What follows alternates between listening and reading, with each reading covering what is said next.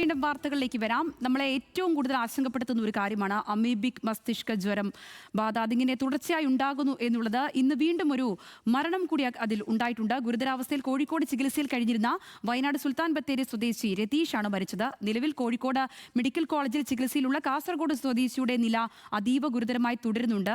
വിവരങ്ങളുമായി കോഴിക്കോട് നിന്ന് ബെൻസൻ ബാബു ചേരുന്നുണ്ട്. ബെൻസൻ, ഏകദേശം 10ഓളം ആളുകൾ ഇപ്പോൾ തന്നെ ചികിത്സയിലുണ്ട്. കഴിഞ്ഞ ഒരു മാസത്തിനിടെ നിരവധി പേർ മരിക്കുന്ന ഒരു സാഹചര്യം കൂടി ഉണ്ടായി. ഇതിന്റെ ഉറവിടം കണ്ടെത്താനോ കൃത്യമായ ഒരു ചികിത്സയിലേക്ക് കാര്യങ്ങൾ എത്തിച്ചേരാനോ ഒന്നും ഇപ്പോഴും കഴിയാത്തതൊരു ആശങ്കയായി തന്നെ തുടരുന്നുണ്ട്. എന്താണ് ഇതിന്റെ ഒരു സാഹചര്യം? ഈ മരിച്ചയാളുടെ വിശദാംശങ്ങൾ കൂടി. സംഗീത സൂചിപ്പിച്ചതുപോലെ തന്നെ സംസ്ഥാനത്ത് അമീബിക് മസ്തിഷ്ക ജ്വരം വലിയ ആശങ്കയാണ് സൃഷ്ടിക്കുന്നത്. കോഴിക്കോട് മെഡിക്കൽ കോളേജ് ആശുപത്രിയിൽ മാത്രം നിലവിൽ ചികിത്സയിലുള്ളവരുടെ എണ്ണം 10 ആണ്. 10 പേരാണ് നിലവിൽ മസ്തിഷ്ക ജ്വരം ബാധിച്ച് കോഴിക്കോട് മെഡിക്കൽ കോളേജ് ആശുപത്രിയിൽ ചികിത്സയിലുള്ളത്. അതിൽ കാസർഗോഡ് സ്വദേശിയായിട്ടുള്ള 30 വയസ്സുകാരന്റെ ആരോഗ്യനില അതീവ ഗുരുതരമാണ് എന്നാണ് ആശുപത്രിയിൽ നിന്ന് മനസ്സിലാക്കാൻ സാധിക്കുന്നത്. അതായത് അദ്ദേഹത്തിന് മറ്റു പല അസുഖങ്ങളുമുണ്ട്. ഇന്ന് രാവിലെ ഒരു മരണം കൂടി സ്ഥിരീകരിച്ചിട്ടുണ്ട്. വയനാട് സുൽത്താൻ ബത്തേരി സ്വദേശിയായിട്ടുള്ള രതീഷ്, 45 വയസ്സുകാരൻ, അദ്ദേഹത്തിന്റെ മരണം ഇന്ന് രാവിലെ സ്ഥിരീകരിച്ചിട്ടുണ്ട്. അദ്ദേഹത്തിന് കരൾ സംബന്ധമായ അസുഖങ്ങൾ ഉണ്ടായിരുന്നു. അതിന്റെ ചികിത്സയിൽ ഇരിക്കെയാണ് പനി മൂർച്ഛിക്കുകയും തുടർന്ന് കോഴിക്കോട് മെഡിക്കൽ കോളേജ് ആശുപത്രിയിലേക്ക് ചികിത്സയ്ക്കായി എത്തുകയും അവിടെ വെച്ച് നടത്തിയ പരിശോധനയിൽ അമീബിക് മസ്തിഷ്ക ജ്വരം എന്ന് സ്ഥിരീകരിക്കുകയും ചെയ്തത്.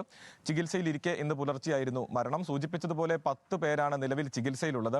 ഈ ചികിത്സയിലുള്ളവരിലെ അല്ലെങ്കിൽ ഈ രോഗം സ്ഥിരീകരിച്ച പലരുടെയും തന്നെ രോഗ ഉറവിടം സ്ഥിരീകരിക്കാൻ അല്ലെങ്കിൽ കണ്ടെത്താൻ ഇതുവരെയും സാധിച്ചിട്ടില്ല എന്നുള്ളതും ആശങ്ക വർദ്ധിപ്പിക്കുന്നുണ്ട്.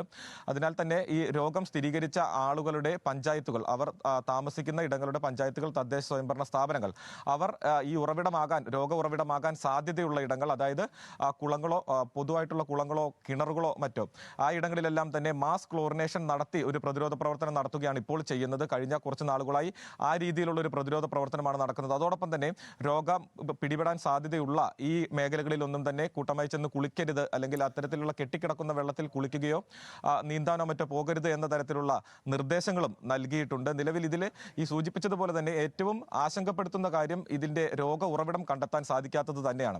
ഇപ്പോൾ ഈ കഴിഞ്ഞ കാലങ്ങളിലെ അമീബിക് മസ്തിഷ്ക രോഗവുമായി ബന്ധപ്പെട്ട കണക്കെടുത്ത് പരിശോധിച്ചു കഴിഞ്ഞാൽ ഇത്ര അളവിൽ ഒരുപാട് ജില്ലകൾ കേന്ദ്രീകരിച്ച്, പ്രത്യേകിച്ച് 4-5-5-ലധികം വരുന്ന ജില്ലകൾ കേന്ദ്രീകരിച്ച് ഇത്രയും അധികം രോഗം സ്ഥിരീകരിക്കുന്നത് ഇതാദ്യമായിട്ടാണ് കേരളത്തിൽ. അപ്പോൾ അതിന്റെ കാരണവും പ്രത്യേകമായി കണ്ടെത്തേണ്ടതുണ്ട്. അതോടൊപ്പം തന്നെ മരണസംഖ്യ വർദ്ധിക്കുന്നതും ആശങ്ക വർദ്ധിപ്പിക്കുന്നുണ്ട്. കഴിഞ്ഞ 1.5 മാസത്തിനിടയിൽ 4 പേരാണ് ഇപ്പോൾ അമീബിക് മസ്തിഷ്ക ജ്വരം ബാധിച്ച് മരണം സംഭവിച്ചിട്ടുള്ളത്. അത് ഇന്ന് രാവിലെ മരിച്ച വയനാട് സ്വദേശി, താമരശ്ശേരിയിലുണ്ടായിരുന്ന ഒരു 4 വയസ്സുകാരിയായിട്ടുള്ള കുട്ടി, 3 മാസം പ്രായമുള്ള കുട്ടി, ഒരു 40 വയസ്സുകാരൻ എന്നിങ്ങനെ 4 പേരാണ് കഴിഞ്ഞ 1.5 മാസത്തിനിടെ മരിച്ചത്. അപ്പോൾ ഇവയെല്ലാം ആശങ്ക വർദ്ധിപ്പിക്കുന്നു. കൃത്യമായിട്ടുള്ള പ്രതിരോധ നടപടികളിലേക്ക് ആരോഗ്യവകുപ്പും കടന്നിട്ടുണ്ട്. ശരി, ബെൻസൻ, കോഴിക്കോട് നിന്ന് ബെൻസൻ ബാബുവാണ് കൃത്യമായ വിവരങ്ങൾ പങ്കുവച്ചത്. എന്താണെങ്കിലും ഇക്കാര്യത്തിൽ സാധാരണ ജനങ്ങൾക്ക് അതീവ ജാഗ്രതയോടുകൂടി തന്നെ മുന്നോട്ട് പോകുക, സ്വയം സുരക്ഷ എടുക്കുക എന്നുള്ളത് മാത്രമാണ് പ്രതിവിധിയായി മുന്നിലുള്ളത്.